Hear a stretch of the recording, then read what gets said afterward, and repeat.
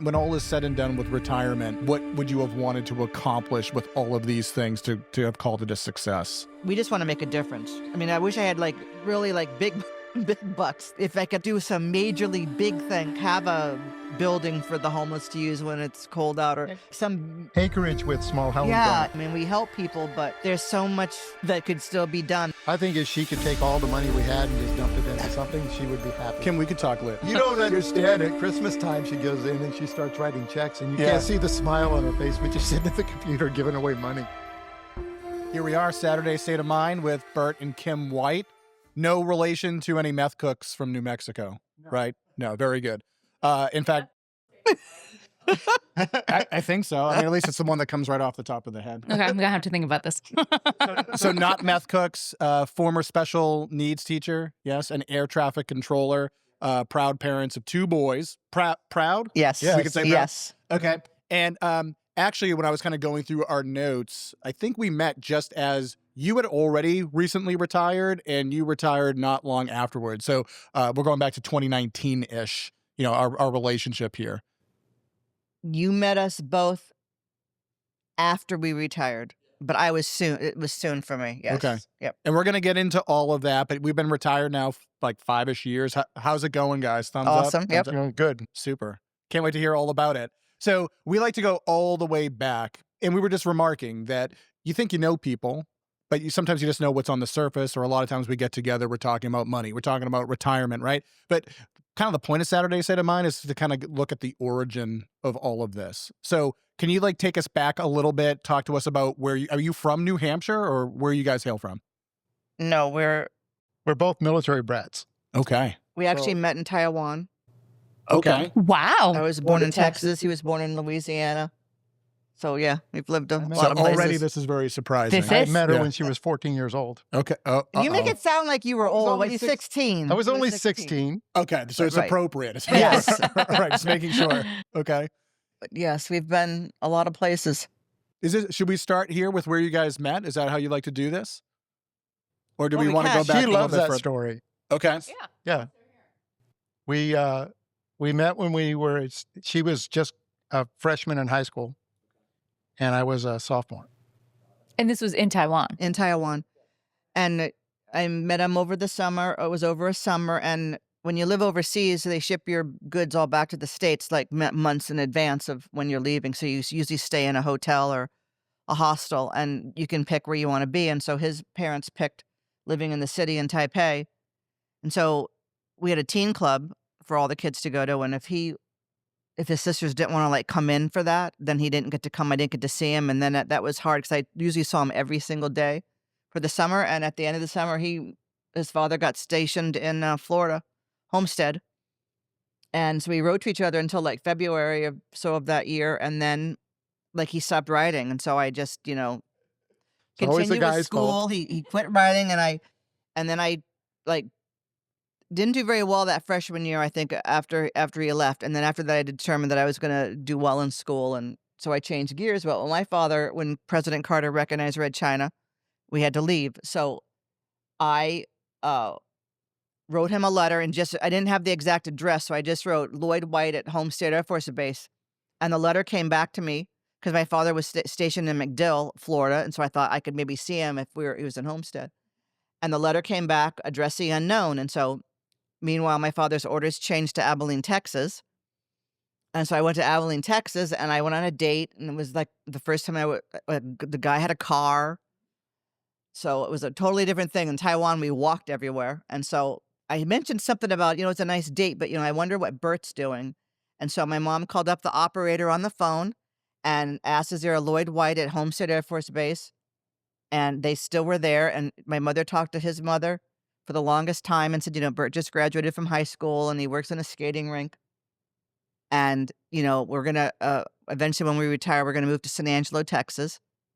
And she said, write a letter. And, and so at the time I wanted to be a nurse. I wrote a letter about I was going to go to college to be a nurse. And I went out to go baby. He wrote me a letter back and sent me a senior picture. And we kept writing back and forth. And so then one night I was supposed to go babysit. And I remember these cars pulled up along the street. And I said, "Oh, Mom, they came to get me to go babysit. I'm going to go." And when I got outside, he got out of his car. There's a motorcycle attached behind it, and Burt and his sister and his mom and dad got out of the car, and told us they were on their way to San Angelo, and they stopped in Abilene to see us. And so then I saw him. I took bus trips down to see him in San Angelo on weekends. And I remember when I didn't do well in geometry class, my mother said, "You won't get to go see Burt if you don't get those grades in school." And we did it all the way until Your mom used a boy as motivation? it was the boys' motivation. That's a wild technique. And so Okay. And so then we did that until I was a junior, or maybe my senior year. And then my father, I was down at his parents' house, and his mother said, "You need to call your father." And I said, "Did my father get that job in Pennsylvania?" And she said, "Just call your dad." And so I called my dad, and they said that my father got the job in Pennsylvania, and so we were going to be moving. And he used to read water meters, and that was his job. And so when he found out that my father we were moving to Pennsylvania at my senior year of high Whose school. job? This is Burt, your job? His job. Okay. He used to read water meters and stuff. He used to get up at 5 in the morning. He'd be done an 8-hour day, and like by noon, because there were snakes and all stuff in Texas. And so my father got the job in Pennsylvania during my senior year of high school. I had to move, and he said, "I don't want to read water meters for the rest of my life, so I'm going to go in the Air Force." And so he went to talk to somebody, and he really wanted to be an electrician. And they said there aren't any electrician jobs, but there is air traffic control. And Burt said, "I'll take it." So my parents left me down there with him until we had to say goodbye. And so he got on a bus to go to Lackland for basic training. And my parents, How old are you at this point in the story? 17. So some years have gone by. Years now. have gone by, Okay. 17, 18. So And he I'm was 19. Yeah. So I moved to Pennsylvania. He came to visit us in March of my senior year. And then he asked my father if he could marry me. And my father said, "When she finishes college." Okay. So I went to college in I mean, he Pennsylvania. helped get you through those geometry classes, right? Yes, I did. Now, Well, and now I there's still, another to this day, bar. I did. You just moved the bar. But only with like whatever I needed. Like I'd have to get like a 96 on the test to pass with a C. I still don't like math. I still don't like math to this day. And I did it. But my father said she has to go to finish college. And so we saw each other summer and Christmases for 4 years of college. Oh, he wanted you to finish college. Wanted me to finish college. Got it. Okay. I had to finish college. So my father said, when she finishes college, you can get married. And so the July after I graduated from college was when we got married. And we moved to Oklahoma City because that's where he was stationed at Tinker Air Force Base. So I finished college, and by then my major had changed. I don't think I could handle people dying. So I changed it over to special education. Like when I entered college, I knew it was special education. And that was the way it was. I have to know something though. So it sounds like Burt was doing whatever it takes to be near you, right? Like going out to Pennsylvania, taking that job. But I don't know if I'm gonna get you in trouble here, Burt. But when it was like radio silence and you stopped being a pen pal, what happened there? Why did you go dark? Don't know. He met a girl. Probably. He did meet another girl, and then he just stopped. And he stopped writing. Hey, And It didn't work you're out. young, Yeah. so it's okay. It all worked out the way it was supposed to. but it's funny because he went in the Air Force to see the world, and he was sent to Tinker Air Force Base, and that's basically where he stayed for the entire time, except for when the controllers went on strike, and they sent him over to Kansas to cross. He had to cross over the picket line for that. And maybe the military is like kind of a small world, but it's kind of something like maybe fate or something. You go from Taiwan to still being kind of like located in the same Yes. areas It was with your kind of a- families. Yeah, That's wild stuff. I know. it is. Okay. My dad decided he wanted to retire in Texas because he liked it there. And my father wanted to go where there was a job and he could make money and not just live paycheck to paycheck. And so he applied to nuclear power plants all in the area. He didn't really care where they were. He did Tennessee and Pennsylvania and some other places, and Pennsylvania picked him up because he was a security guard, security supervisor at the power plant. How many Which is- different places did your respective families call home during this whole Army brat kind of phase? Louisiana, I heard Taiwan, Louisiana, Texas. California, Wisconsin. My parents were both originally from Connecticut.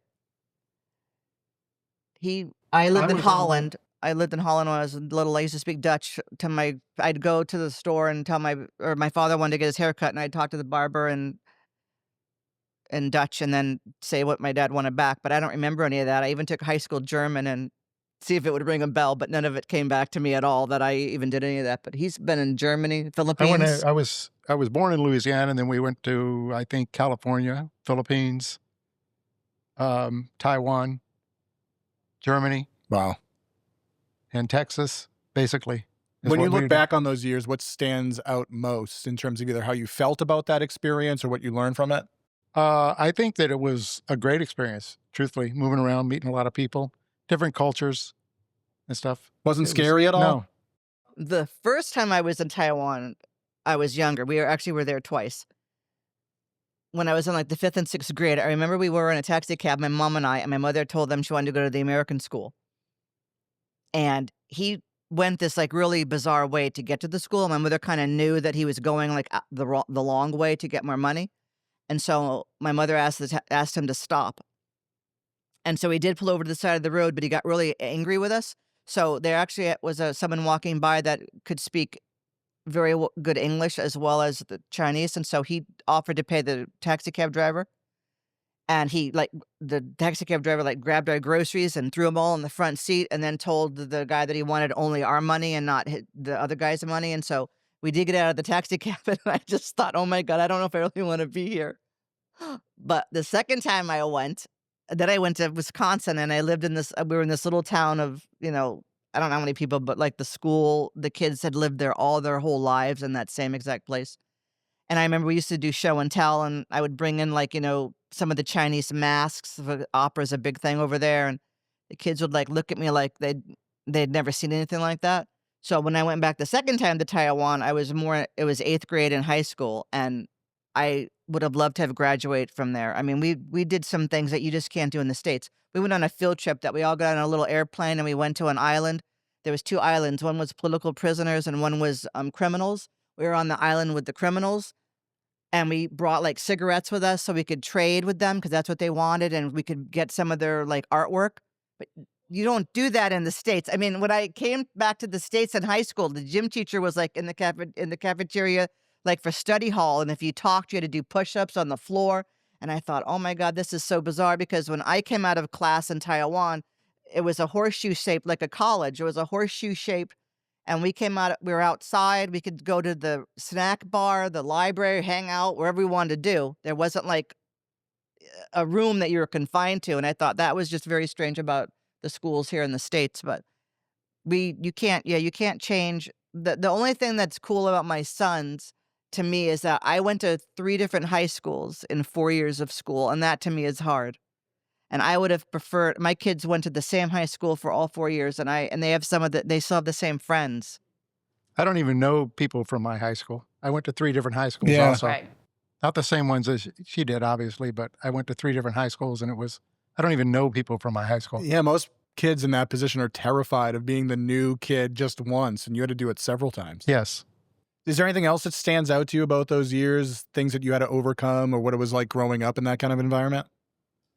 Well, I know when I was in Texas, when I moved to Pennsylvania, I remember they made me take driver's ed my senior year, and I had a Texas driver's license.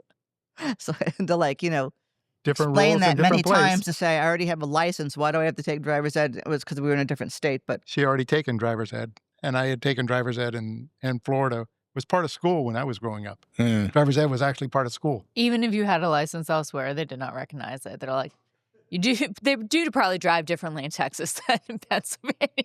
But there's still a group. There's a couple of different groups actually on Facebook that are for people that went to Taipei American School. And so there's some people that we grew up with that we still communicate with, that we know from being over there. But it really was a cool thing. I mean, when we were there for the bicentennial. I was there for the bicentennial. So 1976. I remember That was the year we left. that was the year you guys were gone. We had the 4th of July there. I remember my mother. I heard my name on the intercom system. They had a DJ there, and and they said Kim White report, or Kim Johnson report to the the desk. And all of a sudden I saw my mom, and she's wearing this muumuu dress or bathrobe, and I said, what happened? And she said, we were robbed. And it was funny because when I was going to go to the high school for the carnival, I noticed that the bathroom window was open and my jewelry box wouldn't shut down. but I didn't really notice anything missing out of it. I just thought that was kind of weird. I said, oh, my mom must have been looking for something, Yeah. and then come to find out, like, somebody had broken into our house, and Oh my gosh. which was, an interesting thing. But I thought, wow. They took my mother's, I think she had just gotten home, and I think she just, like, threw on something just to come back to the school, but they took my father's, like, wedding ring. They left, like, things that were in more significant amount of money, or that you would think that they would have taken, but I must have scared them. They must have been in the house when I, like, opened up all the doors, because they left, like, things behind that they shouldn't have left behind, but they did. I want to move us forward a little bit. You made mention earlier that you found your calling in education, specifically special education. How did you run into that and recognize it as a calling? I have a cousin that was back in the day when we first, the labels that are used, but she was severe and profoundly handicapped. And so she used to be at the house when we used to go visit them all the time. And then I think it got harder for them to take care of her. And so they put her in I don't know if I'd call it an institution, because it probably was more, I would say it's more along the lines now of a group home. Mm. And when I was in Taiwan, our church had an orphanage, and over there, if you do not look correct or there's something the matter with you, they put you on the street, the babies and stuff on the street. And so the church would take them. So I would And you mean that literally? I mean that literally. They'd put you out on the street. So the babies, there were some kids that were, maybe 10 or 11, and they were like infant size. They were in cribs and stuff. And I thought, something's really wrong with this picture. I could do something to help them. And so when I went in the summer, when I was back in Pennsylvania, I went and worked at camps that were with some of the severe and profound. And I thought at first that was my calling, that I wanted to do that, because when I went to college, we had so many classes that were for the severe and profound. And my special ed direct teacher at the time, we were good friends with her. There was a really cool group home that was an old building, and they decorated, like, each room for each kid. So they had, like, back then it was strawberry shortcake, or they have a space room. And I thought, these kids do have a right to an education. And then I took other classes that were for learning disabled kids or emotionally handicapped kids. And that ended up where I got hired at. And so basically, when in Candia and the school that I was at, when I taught junior high kids, so I got whatever kids came across my way that were junior high kids. But when I went to the primary level, anyone that came in from preschool on was mine. So it's a smaller school, so it's small population. So there might be one kid that was Down syndrome, and I might have two kids that are ADD, and I might have, one that was Fragile X or something like that. So I got anyone that came in. And basically, by the end of my career, it's reading. I taught a lot of kids how to read. Mm.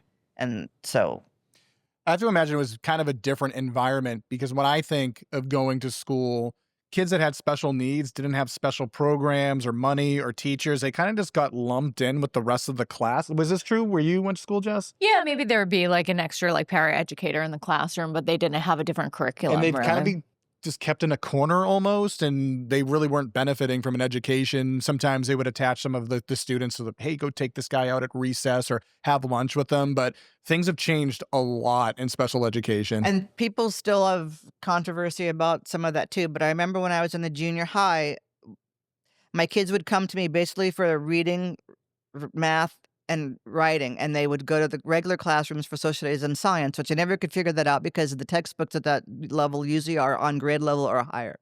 But those are the two areas they'd all be mainstreamed for. Well, then my two of the teachers decided to take these workshops on writing and reading, where the kids like read their own novels and they talked about it in groups, and then they wrote their own stories and they talked about them in groups. And I said, well, if I come with them, can we come back to the classroom and do English and reading with everybody else? And as long as I agreed to be in that classroom with them, the teachers let it happen. And so I only then had kids for if they really needed a totally different program. Otherwise, I was in the classroom with the kids, and I thought that's where they need to be. They need to socialize with their peers. And sometimes the behavior is cut down, because when the kids are with their peers and everyone's behaving or maintaining their behavior like everyone else, they don't act out. It's different when you're in a little room. And so I thought that was the coolest thing. And then when I went down to the primary wing, we did try doing reading in the classroom with us, two different teachers in the room teaching reading. But for a lot of my kids, they were having attentional issues. And so it's the noise.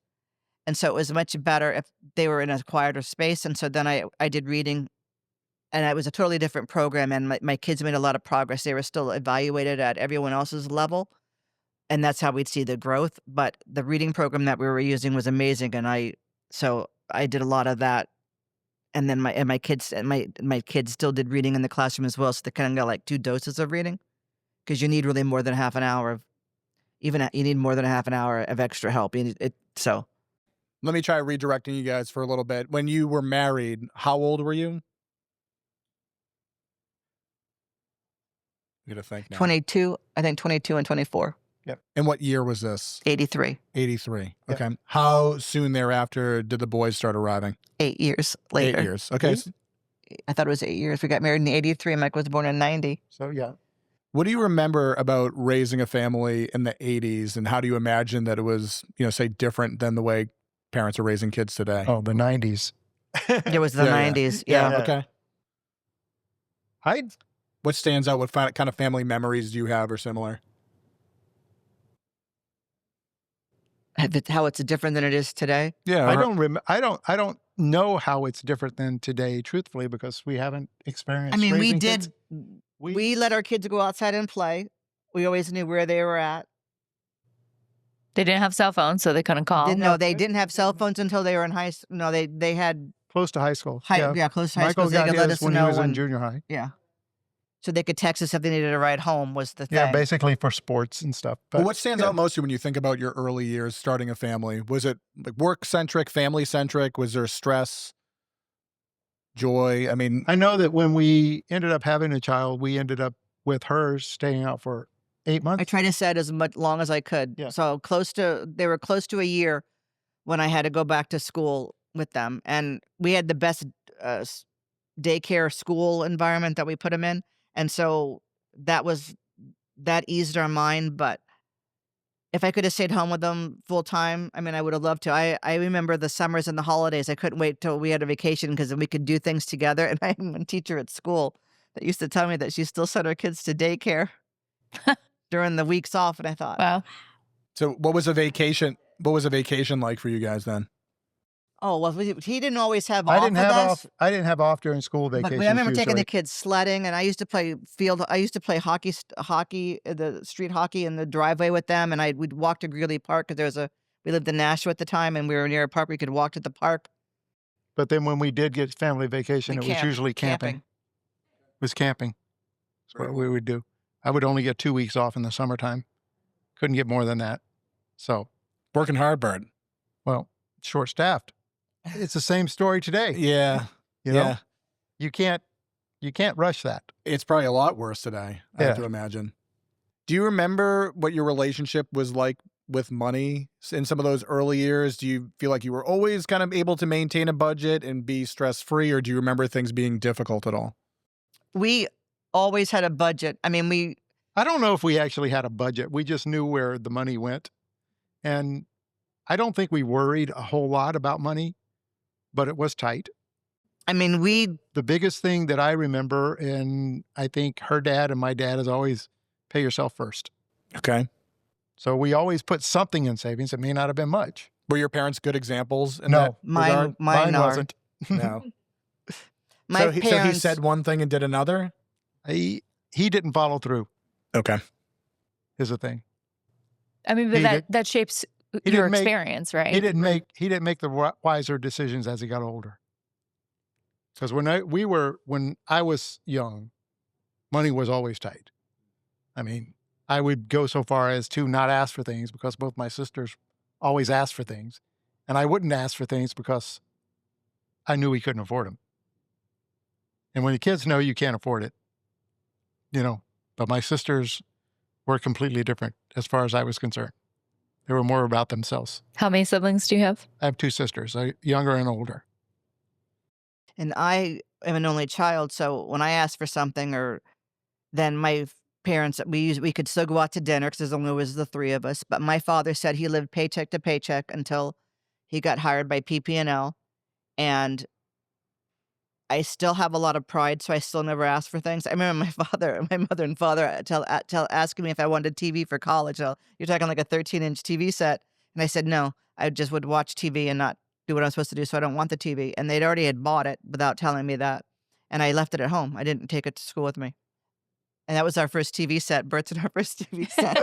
I remember It was already 4 years old. Oh my God, it was like this little 13-inch, and I remember when we bought a Mitsubishi, like a 19-inch. It was like some astronomical amount of money. I wanted like $700 or something for like a TV, and I remember us saving up money for it. But my father, when I ended up inheriting stock when Michael was born, my father said to me, "You need to reinvest it, because if you never had it, then you don't need it." And so that's what we did. So we just, from that day, we always reinvested things. Or my dad would give us advice when we'd ask for it, but it was my dad that we learned a lot of things from. But we used to always pay the bills. We'd always have envelopes. We'd have envelopes. We'd write checks and all that. And then I remember when we got computers, and then he did Quickens on the computer, and then he took over finances from me because he did it all electronic and I did it old school.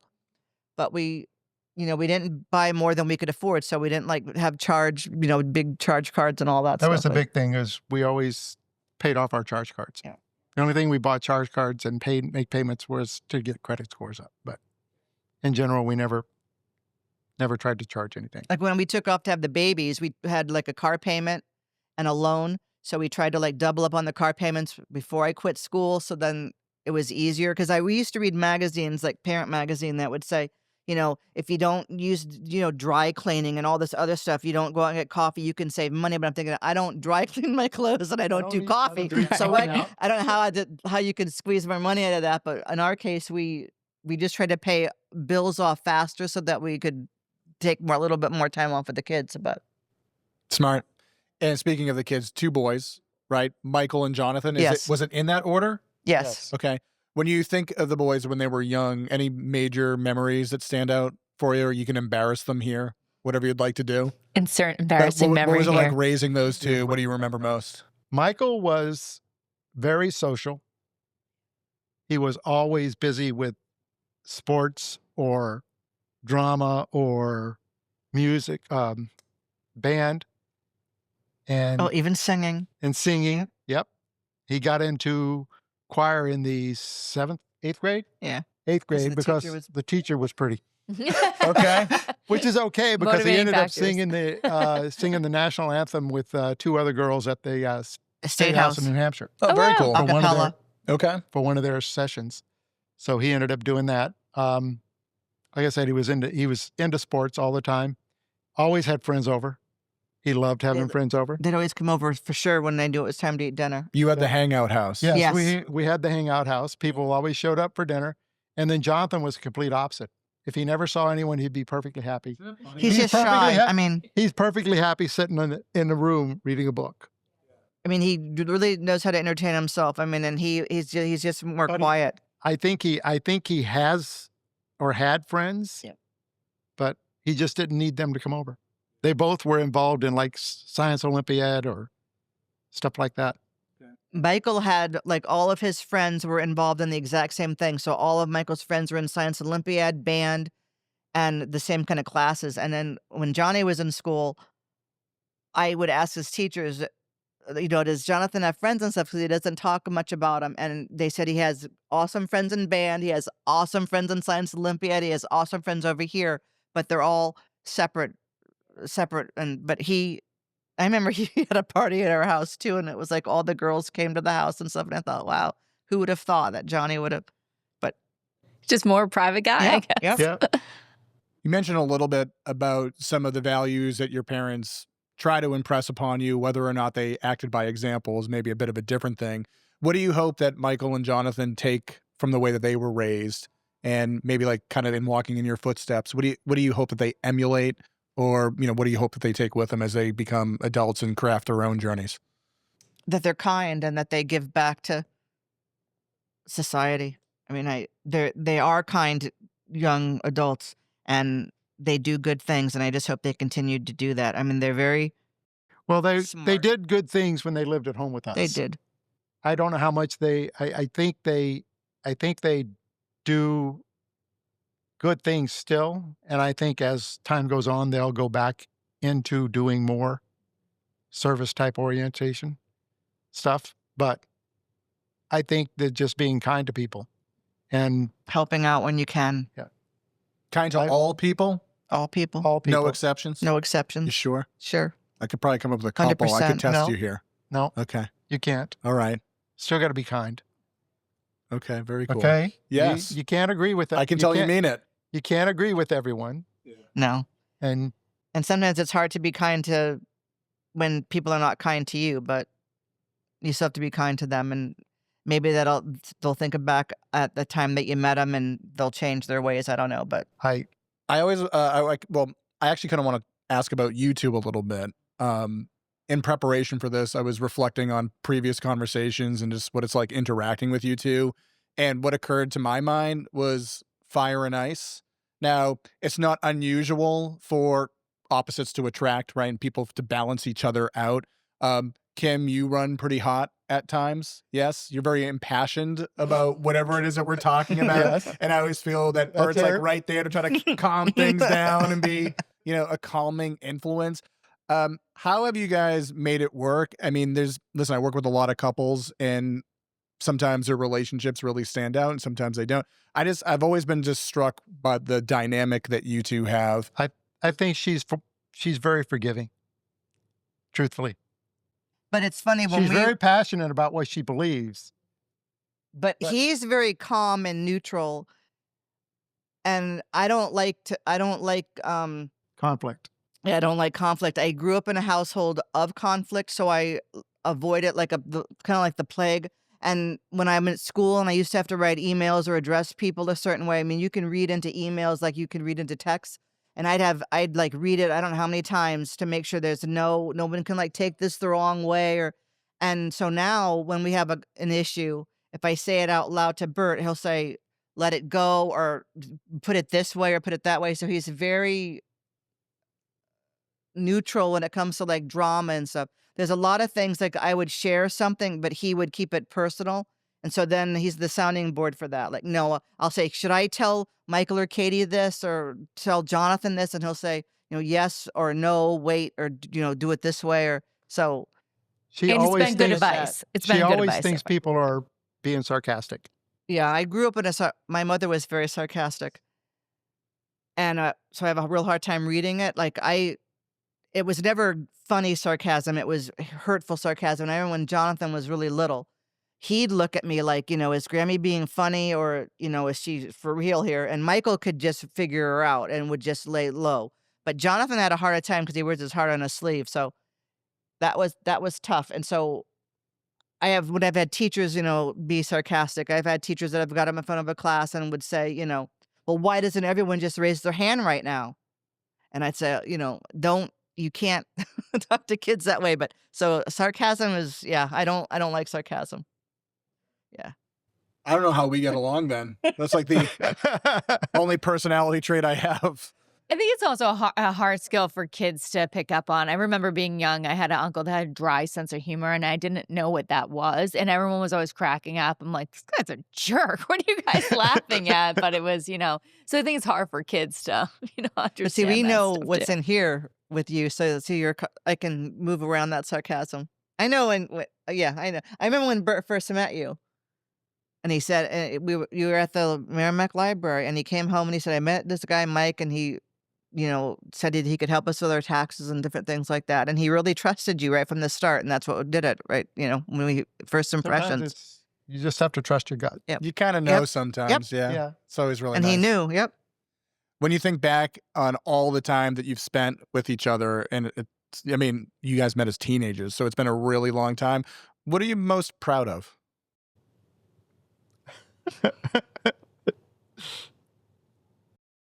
I think I would have to say that, well, we're very proud of Michael and Jonathan.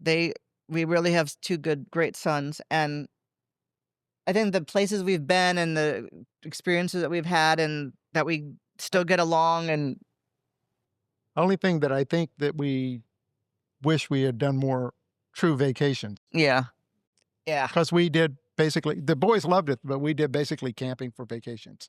I would have Something probably, wrong with that. No, there isn't. I would But have we spent felt like money. I mean, we were so busy saving. We didn't saving spend it. I mean, anything. that was I mean, we didn't expect anything from anybody. So we saved our money for, retirement and for things like that. And then now looking back,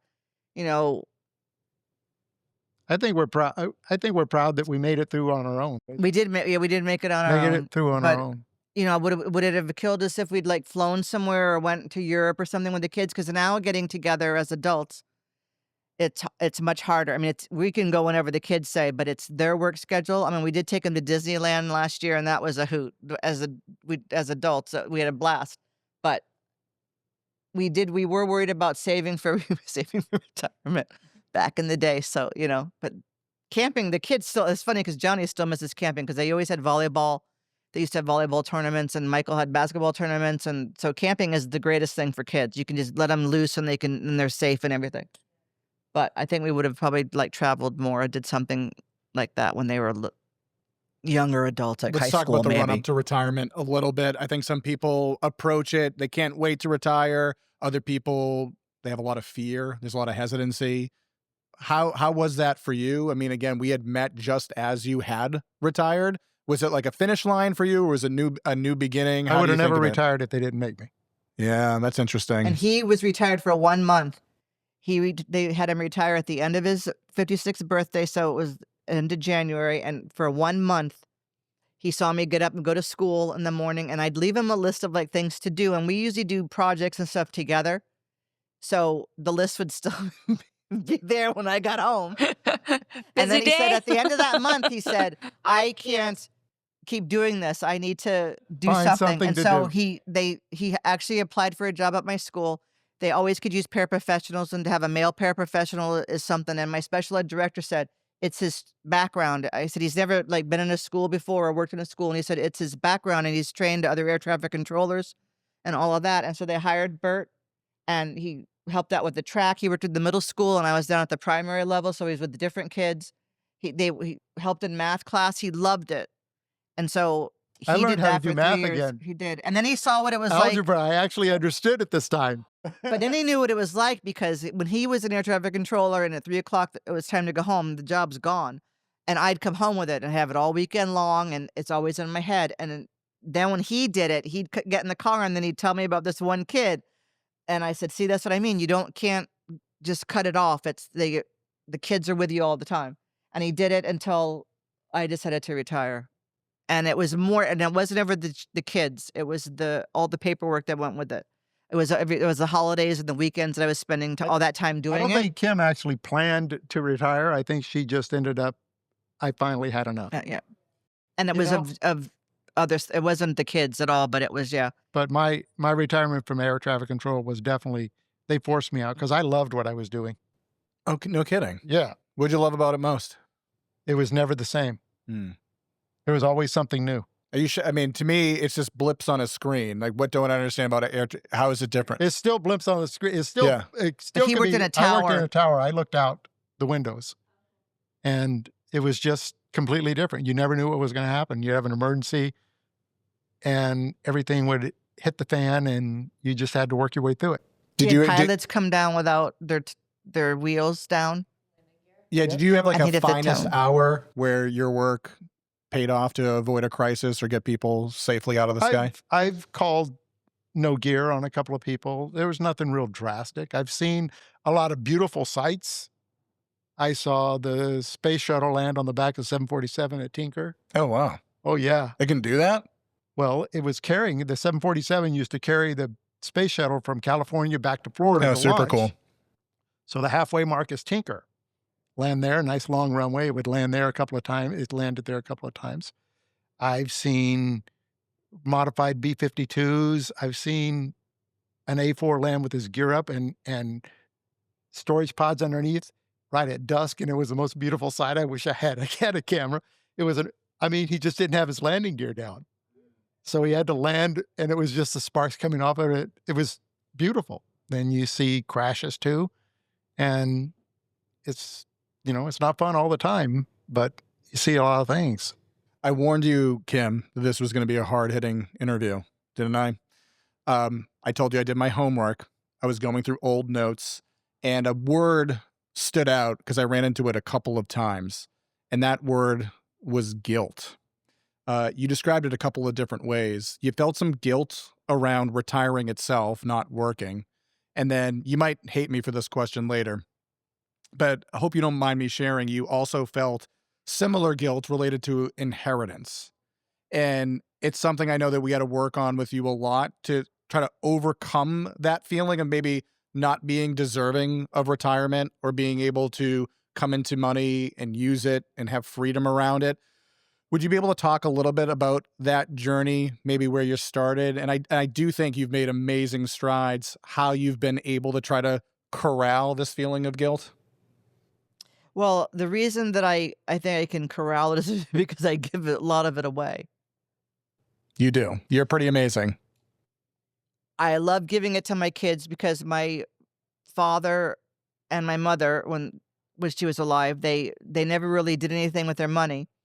They could have gone on trips, and then my mother got ill and she couldn't move around, and then my father just didn't. I don't know what happened, why my dad didn't do it, but he stopped moving around, and so he ended up with this money and not doing something with it. So I told my kids that we were going to try to give them money every year or whenever they need something, just so that they can use it and we can see it while we're all alive versus just when we die. Not that they're using it.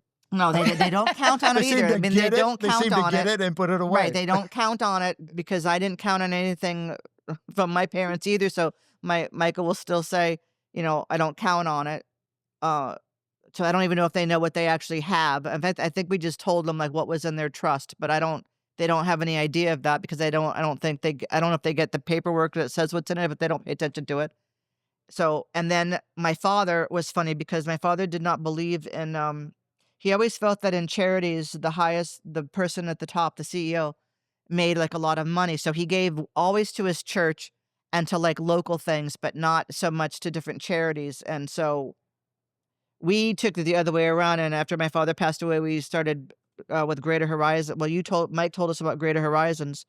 And so we put money in there every year. And I have a hoot because I really only work in like 2 increments most of the time. Most of the time, it's either 1,000 or 500 are my favorite too, and so I give it away. I want to give you credit too, because your charitableness isn't just exclusive to donations.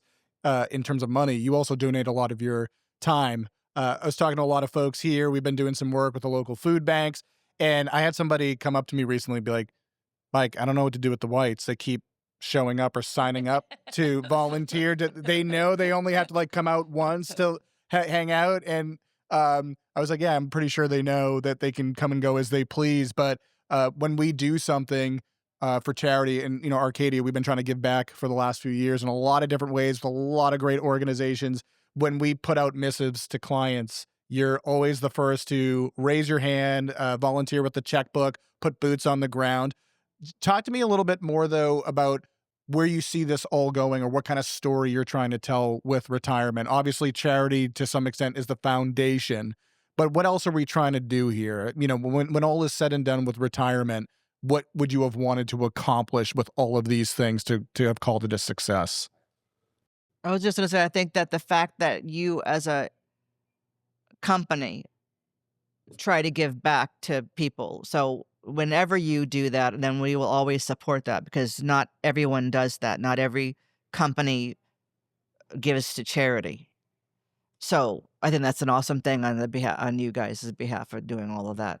And I don't know. I guess we just want to make a difference. I mean, we are part of another organization called Boxes of Love for the Homeless, and that's located up in Candia. And so we help where we triage basically the homeless where they don't have support. So not Manchester or the inner cities or Nashua or any of those. We go up Berlin and like other places. A lot of places don't even have like warming stations. Like our capital doesn't have a warming station. So there's nothing in Concord. So we just want to make a difference. I mean, I wish I had like really like big bucks to like if I could like do some majorly big thing like like have a building for the homeless to use when it's cold out, or like some Acreage with small homes on it. yeah, Something like something that. big, major like that would really help people. I mean, we help people, but there's so much that could still be done. That I would like to like do something big with that. Our kids are into. Kim sees a lot of injustice, it seems like, in the world when it comes to poor people. But she doesn't understand that if you do something, that there's other things you don't understand. You can't do it without insurance, without other kind of. So you can't just go say, why don't they take this building and let these people stay in it, the old hotel? Oh. Well, you got to have someone to stay there. You got to have the insurance to cover it and all that stuff. It's not Some always of it, black though, and white. honestly sounds a little bit like that guilt coming back out, because you're saying, well, I do this and I do that, but gosh, I really would like to do more. And it's, No, Kim, that's you just do because more I don't than- think it's guilt for there. I think Yeah. she just really genuinely would like to do more. I think if she could take all the money we had and just dumped it into something, she would be happy. Kim, we could talk later. You about don't- that. Well, you don't understand. At Christmas time, she goes in and she starts writing checks, and you Yeah. can't see the smile on her face when she's sitting at the computer giving away money. Yeah. And they don't pay attention to the total. Like Burt will say, do you realize that we just gave away blank amount of money or whatever? And I'm like, no, I don't really count it. I just know when it gets low, I have to say, where are you going to get She more opens money up the to first add page, into and it tells you how much you've given that year, and she doesn't see that. She doesn't even see how much she's given No, away I that just- year. She just knows how much is there. Well, for whatever it's worth, that was my observation with you too. I think Burt always gets value out of conversations around money. What can we do better? Show me some tax saving tips. I think planning meetings for you, Kim, for a stretch were painful. You would have this look on your face. When is this meeting going to end? How do I get out of here? I don't believe any of this. I don't need any of this.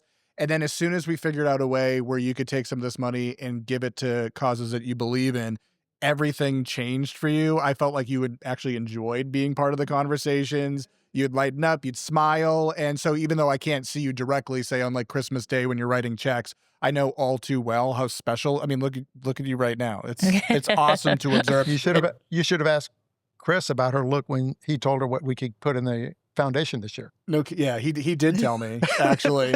Yeah, we talk a lot. I said she doesn't have to give it all away this year. Well, yeah, that's what he keeps telling me. I mean, we have like, Pretty much. I remember when we talked to you about doing a deck or a patio. I don't know what it was. Oh, it was the deck is what started it, because we got this. I told you we got this amount for a deck, and then we thought that's just ridiculous. Who wants to pay that kind of money for a deck? Even if you have the money to pay for the deck, who would do it? So we still are mindful of that anytime we go to look at something. But I remember you telling us a story about the cape and stuff. And so when I go to get something or buy something, I mean, it's a little easier. I can give to my children in a heartbeat. I can send them gifts. I just sent Johnny like some darn tough socks because I figured he could use them. Michael just asked us, wanted us to order a lunchbox, and so we just paid for it. I mean, I can give away to and Katie, I can just find tons of stuff for her. I can give tons of money to other people. I have a hard time spending it on myself. I still have a hard time spending it on myself. Even though I want it, I want another vehicle. I want an old vehicle. And I'm more apt to go help my family than it is to spend that money on it. So we still have a harder time spending it. What do you think ourselves. what do you think your kids would say about that? Would they want you to buy the vehicle? Yes. Yeah. Yeah. Yeah. No, because it's a gas guzzler. Okay. They're into the green. Yeah. Environmentalists Hybrids, aside. yes. But old Yeah. cars are not meant to be there. Yeah. But isn't that funny? We hear the story a lot of times. People that have money be like, I don't want to spend it on myself. I want to give it to my kids. And then the kids are just like, I just wish mom and dad spent it on themselves. Because I mean, we they have want to done see you nice happy things Isn't to that too. what she said? Yeah, we have done nice things with it. We've done some trips and stuff, but we still have the mindset of how we were. And I guess our parents had the same mindset when they were growing up, and they grew up during the Depression. So then they, were tight on their money, and they watched everything even when they could afford it. Same with us. I mean, we're just not frivolous people, so we don't just go out. Like we watch, when I love to watch the show about when you win the lottery and you get and the houses that people pick out. I mean, some of them are just practical because they didn't really have a good house to begin with, so they get another house. But some of them really go over the top, but that's not Burt and I. I mean, We buy cars that are practical because we drive them until they fall apart. We don't usually, exchange them every 2 years or whatever, even though we were just talking about that. But we're not into jewelry or, clothes, purses, or, brand name stuff. I mean, it's so none of that has changed. But I could spoil I could. Yeah, but we do. We do We don't- spoil them, but they're not spoiled. I mean, technically, they But don't we spend act like we it. spend money on other people though. We do on We other do. We people. spend more money on other people. We're not worried. Like when we about- went to Alaska, we had friends come with us, and so we paid for upgraded- we we upgraded upgraded them their airplane tickets to fly. first class, like just the one it leg wasn't- of it. What it first wasn't class, first class, but but the yeah. business class or whatever. But when we go travel, we pay to have the car come pick us all up and take us to Boston instead of because usually the flights are earlier than the bus will do. But we've done stuff like that. But I give you two a lot of credit. There's a tremendous amount of wisdom in this. People would struggle with money all the time. Some of it's generational. Some of it's just universally hard to spend money that you've saved, right? It's difficult going from a saver to a spender. Where it gets a little bit easier, though, is spending where it counts. And this is a little preachy, but I know I'm preaching to the choir here. Spending money on houses and jewels and all that. I mean, listen, some of that is nice. Get a new car. There's nothing wrong with it. But at the end of the day, when you reflect backwards and all this stuff, people always talk about the memories they created or the difference they've made to others, their community, strangers, whomever. And I hope people, whoever's viewing this, will take some cues from this, because truly, Kim, the journey that you've been on, that you're still on, giving some of the money away, I think people just think they have to do it at death, or it only has to go to kids or, family members. And you can derive so much value and pleasure from helping others. And you hear it your whole life. It's better to give than receive. But very few people put it into action. You guys put it into action, and it's super awesome. So we're just totally honored just to be basking in your aura, right? And I hope so many people will follow your footsteps here. We're going to put you guys on the hot seat for a bit of a fun section here where we just do some funsy questions. Jess, did you want to launch this one, or do you want me to cue this up? Yeah, no. I think a super fun question to start off with is, what was the first concert you went to, and what is the best concert you've been to? The first one. oh my What, God, you we went are to- not concert.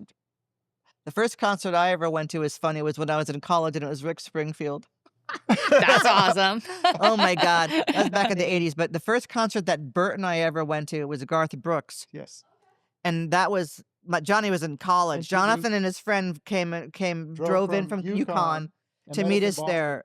So we aren't really concert goers, even though we'd love to go. It's the crowds. I loved Garth Brooks.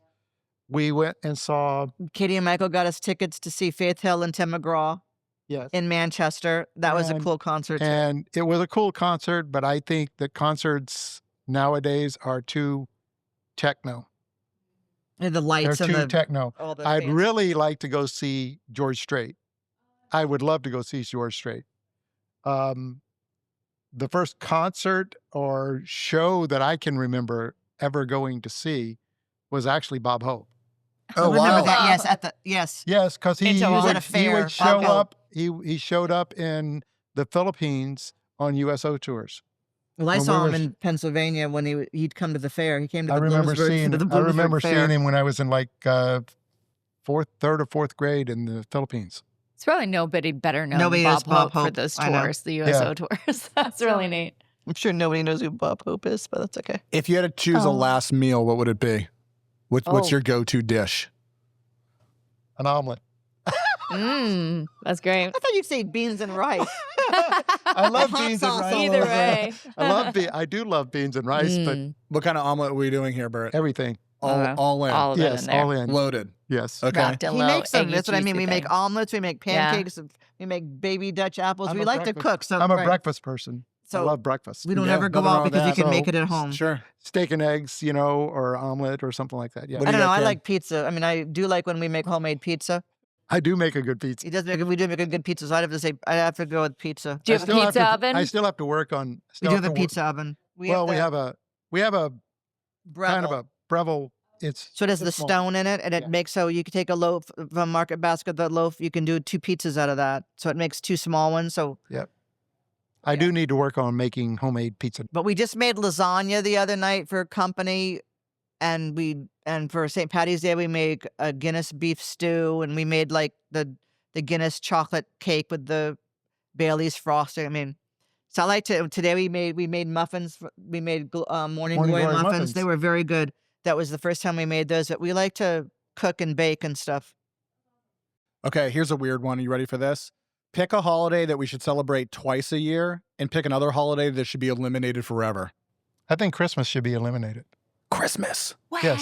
that wasn't where I thought you were going with that one. Too much. There's too much about giving people things. Yeah. It's too much about giving The people people that Commercialism. don't need it. Right.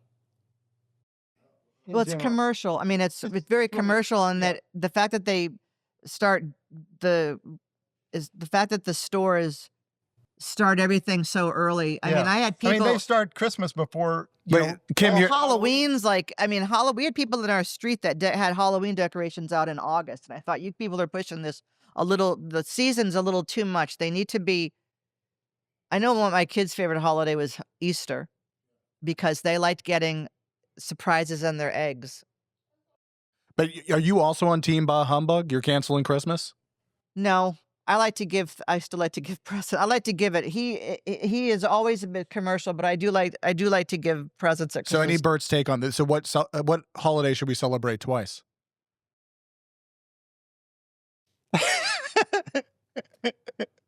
Trying to think of what was it. Saying really don't know. your birthday is okay too. Yeah, I know. I was going to say my birthday, but truthfully, I don't celebrate my birthday. We're going to do something new. We haven't done this before. So- Do you have an answer? I think we should recognize our veterans more. Really. I really do. Yes. Should be more than one day I'm a a veteran, month. but I have never been involved in conflicts or anything like that. Luckily, my time in the service was very peaceful. But I think that a lot of people forget about that. I mean, it's nice when the restaurants and give them a free meal and all that, but it's only 1 month of the year. You know Once what I a mean? year. Yeah. You're right. All right, guys, this is the last thing we're going to do. I've got this game. It's called Answer This. You're each going to select a card, and the way it works is you have to ask the other person your question. Are you ready? So take a card, any card. Don't overthink it or do it. I think your kids will like this because Okay. it's about This is chance. going to be tough. Kim, ladies first. You need to ask the question on your card to Burt. Would I prefer to be a host or a guest? I think you would prefer to be. That's tough. On a It's a tough one. podcast or a YouTube channel. Oh, you're talking about me. No, No. her. What would you think I would say? Would Yeah, I what's prefer, her answer? Would I What's prefer to Kim's be answer? a host or a guest? How well do you know your wife At a here, party. Burt? Don't blow it. I know which way I'm thinking. I could see the both ways of it, but I want to say I really, my initial would be she want to be a guest, but truthfully, she likes having people over. She likes to do that.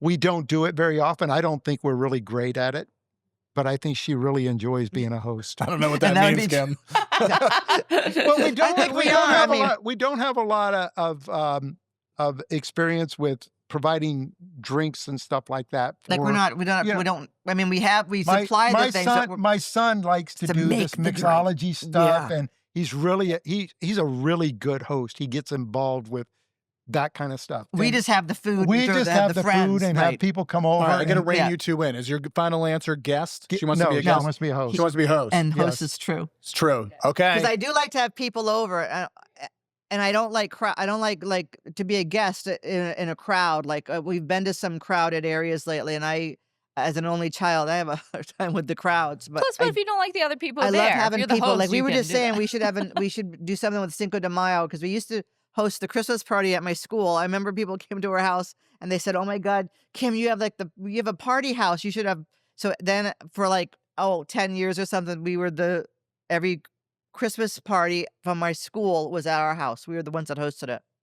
And we had a blast. And some of the parties Michael got to come home for, because he had the vacations fit in right. Johnny was usually always there. And so they know a lot of my friends from school, and we would just have a blast. So yeah, it's time to go back to having some more parties now that it's getting nice out, and I think people are more Amen. healthier. All right, we're one for So, one. Burt, okay. you got to ask Kim your question. She should know this one. Oh, Have I ever been on a blind date? Oh, that's a no. She's correct. You guys really know each other well. I never. You're funny. I mean, he was radio silent for a little bit during that time. Yeah. So we're Listen, not Burt, sure what I happened. was, yeah. Like I said, she loves to talk. She loves to talk about us. She loves to talk about herself. She loves to, well, I can't say about herself, but she loves to talk about us. Burt, Kim, this was a ton of fun. I can't believe we're out of time, but time flies when you're having fun. This was super enjoyable, I know, for the two of us. I hope we get a chance to do it again next season or something. Yeah. Sure. If they allow us, we'll have to see. Okay. But thanks for joining us. It's meant a lot. And we hope sincerely you guys keep living every day like it's Saturday. We know you will. Thank you. Thank you. Thanks, gang. If you liked this video and it helped you, watch another one. And don't forget to hit subscribe.